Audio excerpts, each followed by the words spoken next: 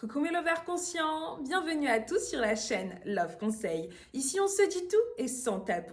Je me présente pour les nouveaux, je m'appelle Jacqueline Gimbous, je suis infirmière spécialisée en sexualité et en sophrologie.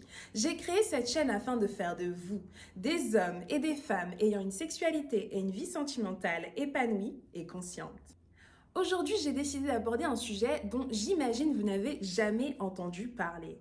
Il s'agit du syndrome de la bonne élève. Si je vous disais que ce syndrome-là, il existe aussi en sexualité, que homme ou femme, vous avez cette impression que vous devez être parfait au lit. Je vais vous expliquer dans cette vidéo pourquoi cela est néfaste à une sexualité épanouie. Pour commencer, je vais vous expliquer quels sont les symptômes de ce syndrome. Comme ça, vous saurez si vous êtes oui ou non concerné par cela.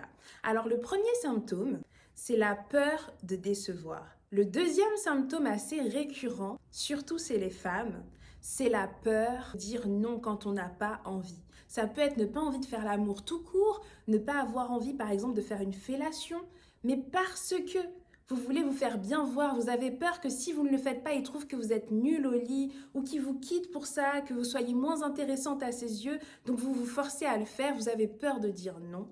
Ceci est valable également pour les hommes. Par exemple, parfois, mesdames, surtout pendant la période d'ovulation, on a très envie de faire l'amour et les hommes ont cette réputation de toujours avoir envie de faire l'amour. On part du principe qu'ils vont forcément nous dire oui.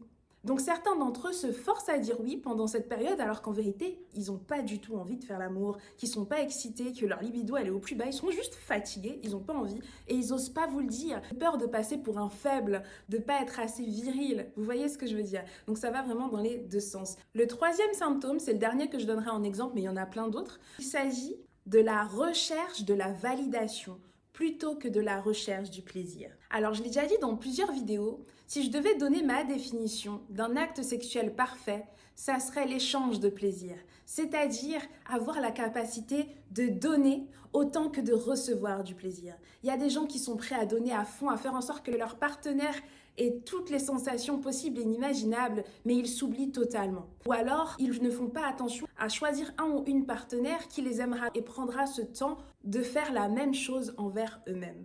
Comme d'habitude, j'espère que cette vidéo vous aura été utile. Si c'est le cas, mettez un j'aime. Je compte également sur vous pour la partager à un maximum de gens.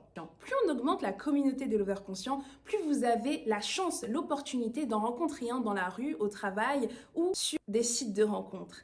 Et donc de vous retrouver à deux lovers conscients, c'est-à-dire dans une future relation qui sera saine et épanouissante. Comprenant ça, vous comprenez mon objectif à travers cette chaîne.